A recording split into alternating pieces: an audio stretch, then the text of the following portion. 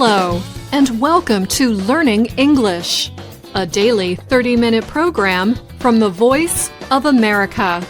I'm Anna Mateo. And I'm Brian Lynn. This program is aimed at English learners, so we speak slowly, and we use words and phrases especially written for people learning English.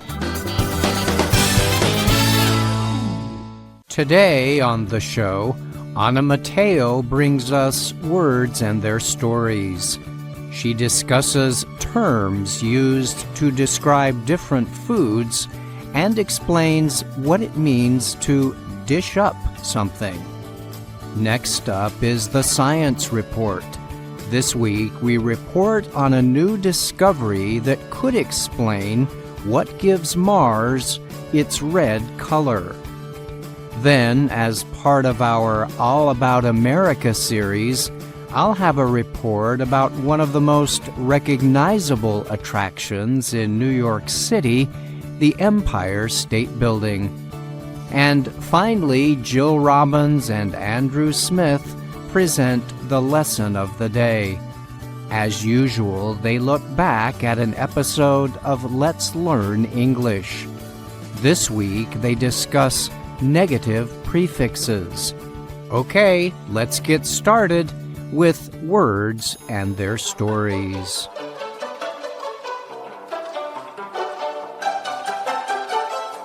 And now, words and their stories from VOA Learning English.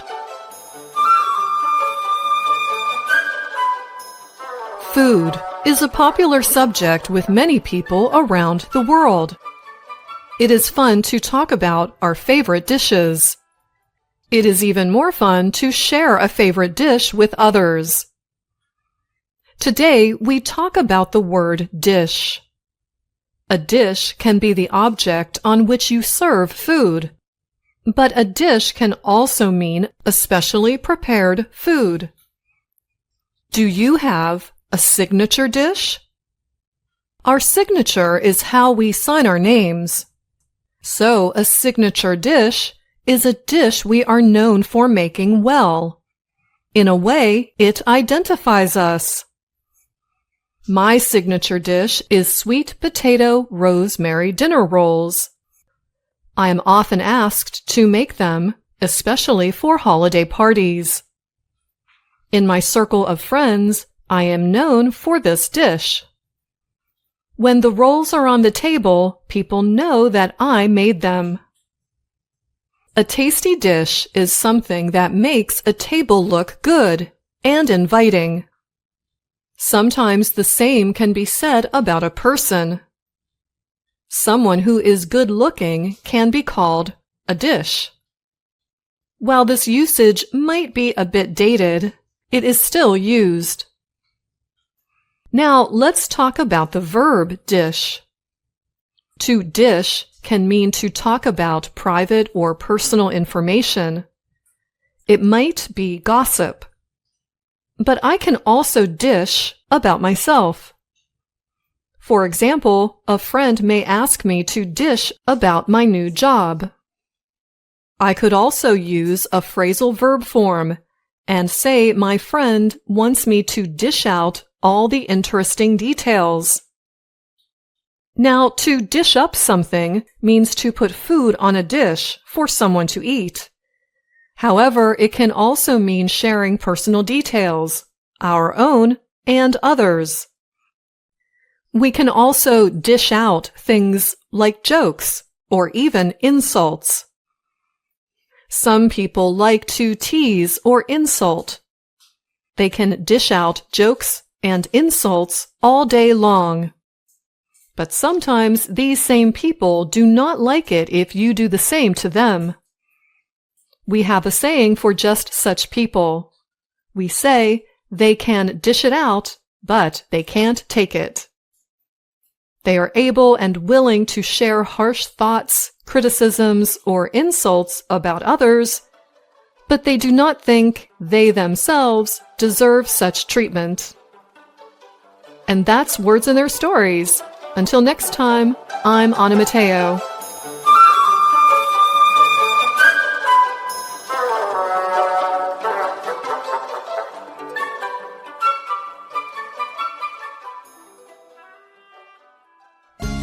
VOA Learning English has launched a new program for children. It is called Let's Learn English with Anna. The new course aims to teach children American English through asking and answering questions and experiencing fun situations. For more information, visit our website, learningenglish.voanews.com.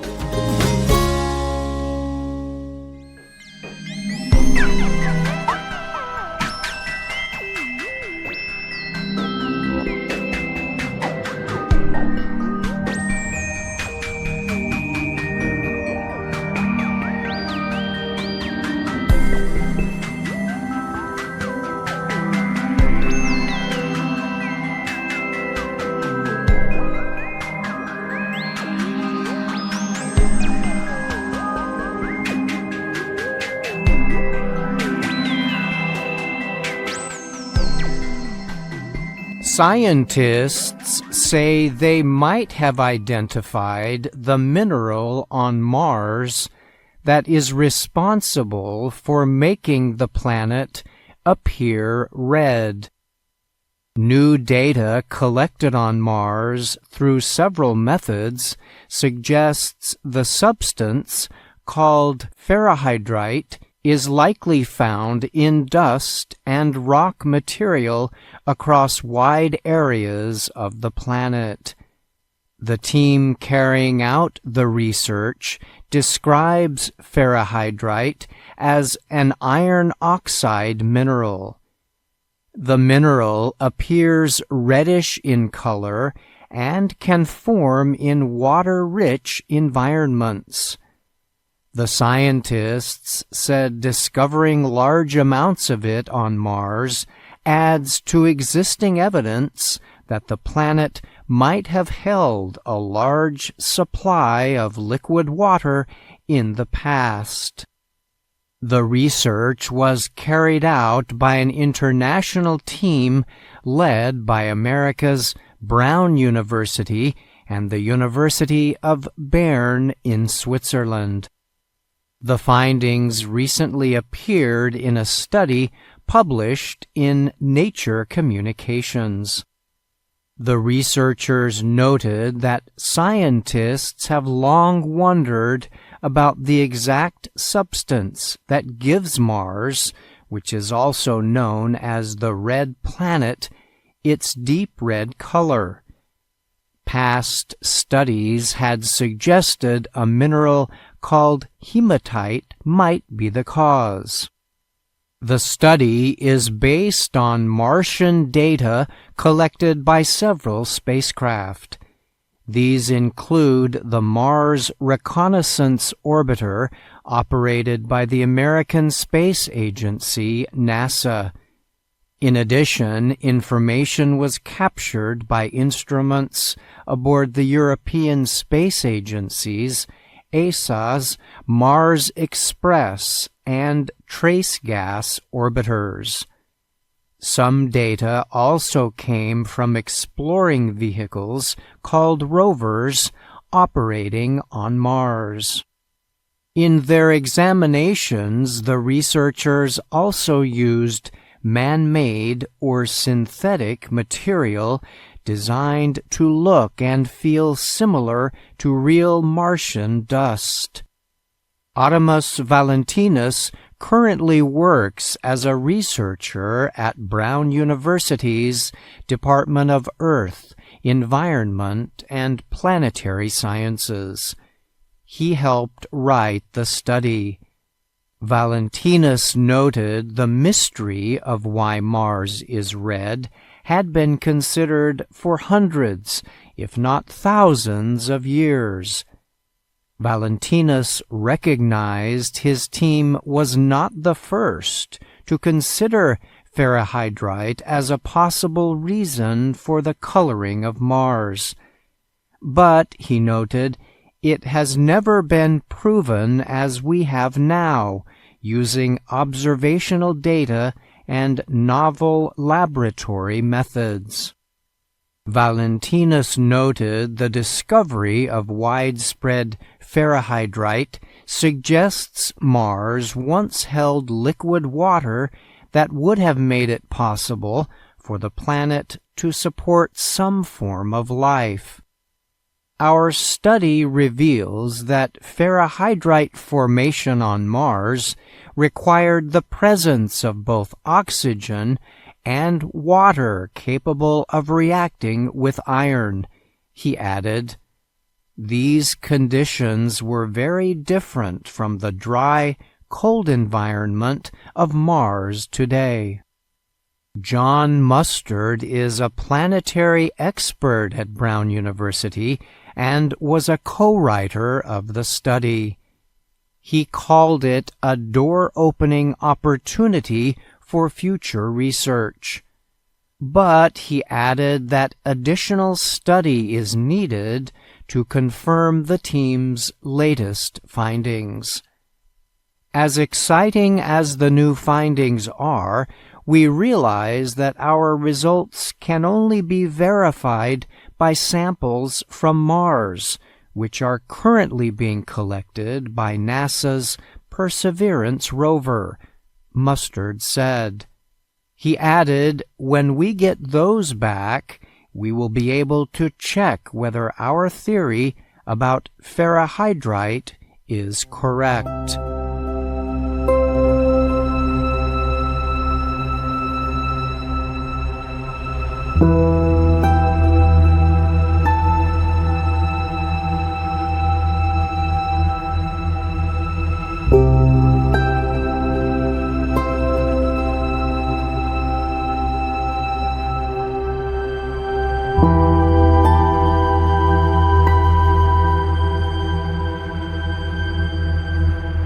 The Empire State Building remains a popular place to visit in New York City.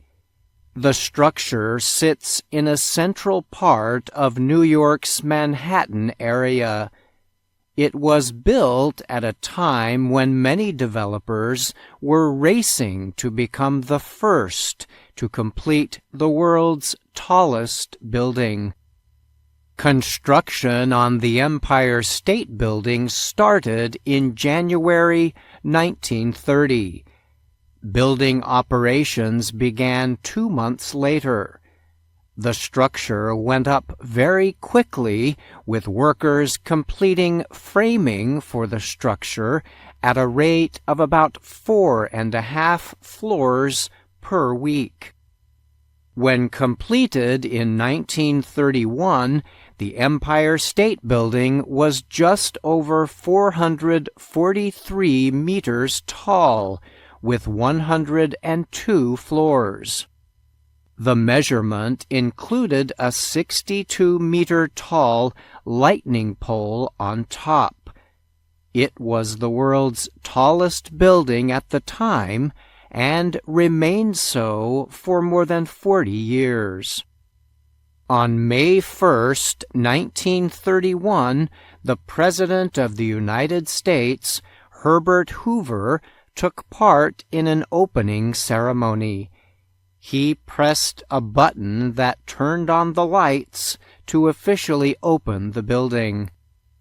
By 1946, the Empire State Building had become the headquarters for numerous organizations and supported more than 15,000 employees.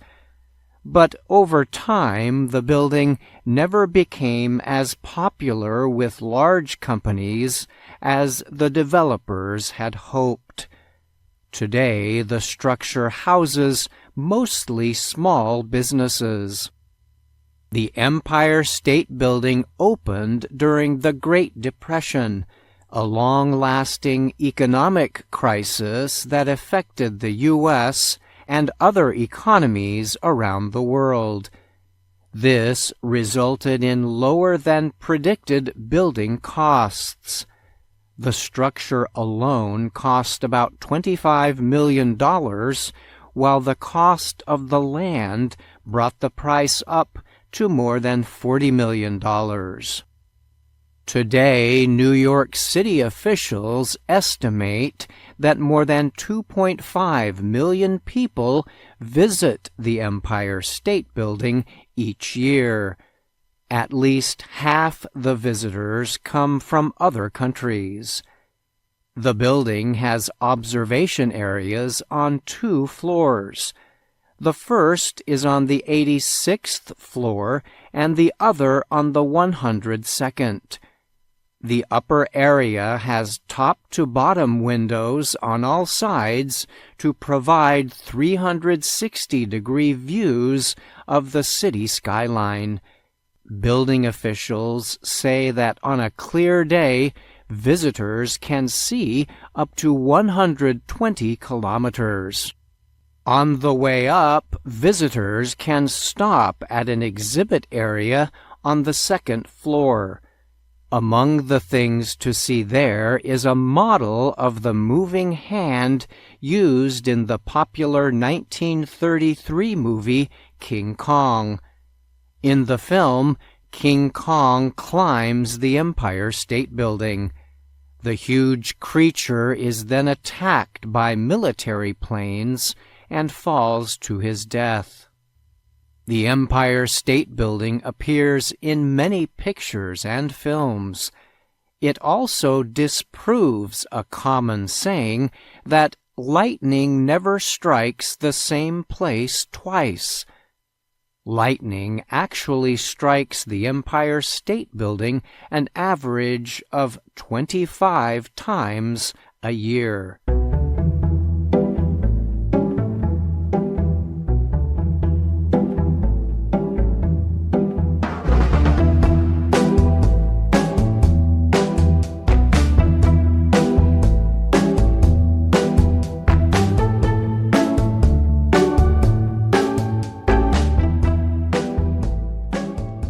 Hello, my name is Anna Mateo. My name is Andrew Smith. And my name is Jill Robbins. You're listening to the Lesson of the Day on the Learning English podcast. Welcome to the part of the show where we help you do more with our series, Let's Learn English. This series shows Anna Mateo in her work and life in Washington, D.C. In a recent Lesson of the Day podcast, we talked about Anna going to the store to buy food for a dinner party. In Lesson 39, which is called It's Unbelievable, we see Anna shopping online.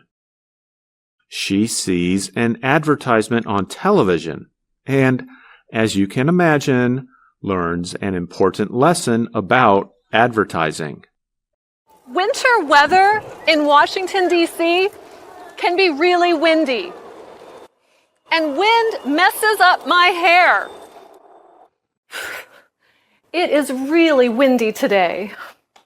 Oh, look at my hair. Will it be windy this weekend? I'll listen to the news. I am tired of my untidy hair. Are you tired of your untidy hair? Yes, I am. And it's uncomfortable. Is it uncomfortable? Yes, it is. Hey, is that Pete? Hi, I'm Pete, and I have the perfect product for you. Hair Be Good. Just spray Hair Be Good on your hair. Wrap in a towel, and you are done. Hair Be Good works, and it's inexpensive. One can costs only $10. So go online and order your Hair Be Good today.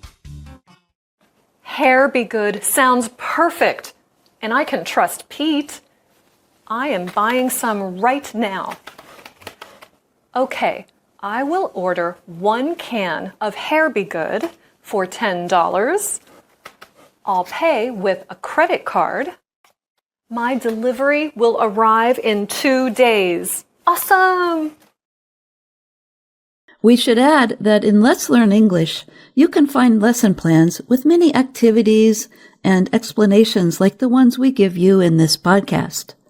For example, there's a pronunciation practice video about the feeling Anna describes for her untidy hair. One of the new words in this lesson can cause problems for English learners. That word is uncomfortable, and its opposite, comfortable. When you say this word, you do not pronounce some of the letters that you see in the written word. In this lesson, you hear Anna say that her hair is uncomfortable.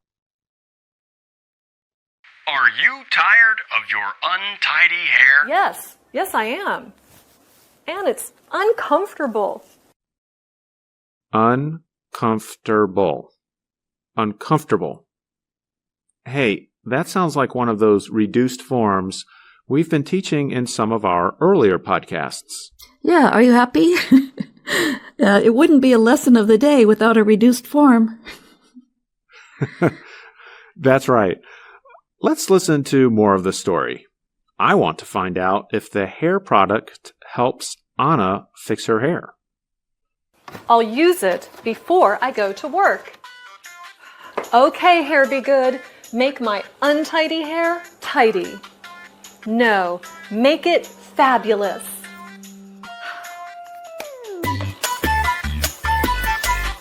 Hi, Anna. Hello, Amelia. Anna, you look different. Thanks. I used a new product called Hair Be Good. Well, it's not. It's not what? Good. Your hair does not look good. Oh, no! This is not good. Why don't you go home and take care of this? Good idea. Listeners, we need to describe for you now how Anna's hair looks in the video. It's standing up straight from her head in all different directions. You could say it's even more untidy than it was before. It looks very strange. Now you can guess that Anna will be very unhappy with Pete when she meets him on her way home from work. Let's listen. Hi, Anna. Hello, Pete. Is something wrong? This is wrong. What did you do to your hair? Hair Be Good did this to my hair. Oh, you bought it. Yes, I bought it. You said in your ad it was a perfect product. This is not perfect. This is imperfect. It's unbelievable. I believed your ad, Pete. It was dishonest. I hope this doesn't damage their friendship. And by the way, you probably figured out that untidy means not neat. In this lesson, you hear Anna use adjectives with negative prefixes. Prefixes are those little 2 or 3 letter pieces that come before a word and change its meaning. The prefixes in this lesson are the letters in, the letters un, the letters dis, and the letters im. Hey, we had an example of dis in our previous podcast when we talked about Anna and the guy from the country disagreeing. That's true, we did. And like I said before, Anna is really unhappy with Pete because she believed his TV ad. She didn't know it was a dishonest ad, one that was not really telling the truth. So it was unbelievable. Thanks, Jill, for those examples of how those prefixes give the opposite meaning to an adjective. Like when Anna tells Pete that the product in his advertisement does not work. Yes, I bought it. You said in your ad it was a perfect product. This is not perfect. This is imperfect. In this example, imperfect means the opposite of perfect. The prefix is im or im. I suppose our listeners are wondering why there are so many prefixes to make the meaning opposite. Dr. Jill, do you have a linguistic explanation for that? Of course I do. One reason is that English words were borrowed from several different languages. One of them is German. Words from German use a prefix un or un. And a lot of words come to us from Latin through other languages like French. Those words from Latin use the prefix in or in. Okay, but what about the other prefixes like I am as in imperfect? Perfect comes from Latin, doesn't it? Yes, but the prefix in or in changes to im or im before adjectives that begin with p, b, and m, as in impossible and imperfect. So there, it changes because of the sound of the next letter. That makes sense. There are some important words that take the im, like import, immunize, immortal, and important, too. There are two other prefix sound changes like that. The prefix in changes to il or ill before the letter L, as in illiterate or not able to read. That's right. If you are literate, you can read, and if you are illiterate, you cannot read. That prefix also gives us words like illegal and illogical. And isn't there one more prefix? IR, ear. The letters in changes to ear before words that begin with R, as in irresponsible, which means careless. Right, so we get irregular and irrelevant. But let's get back to our story. Will Anna forgive Pete? Anna, you don't believe everything you see in ads, do you? No, Pete. Just the ones with my friends. Your hair will be okay. Just wash it a couple of times. Thanks. Thanks a lot, Pete. Here's your product.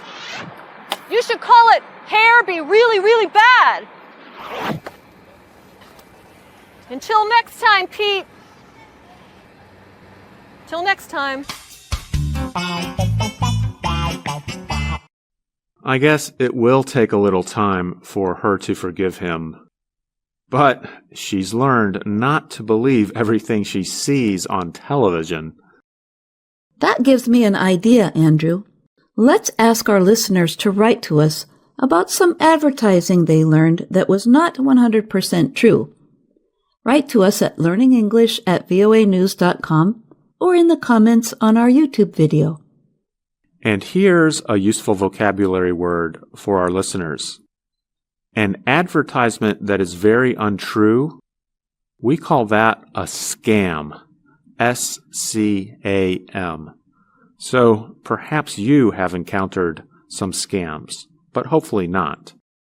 And whether you find us on Facebook, YouTube, Instagram, or on our website, learningenglish.voanews.com, we hope you have enjoyed the lesson of the day on the Learning English podcast. And thanks for listening. I'm Dr. Jill. And I'm Andrew Smith.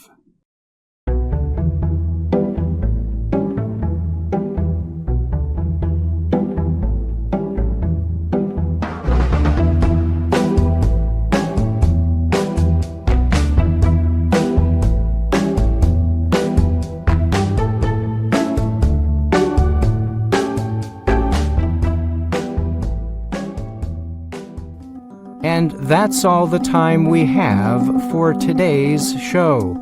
But join us again tomorrow for another VOA Learning English program. I'm Brian Lynn. And I'm Anna Mateo.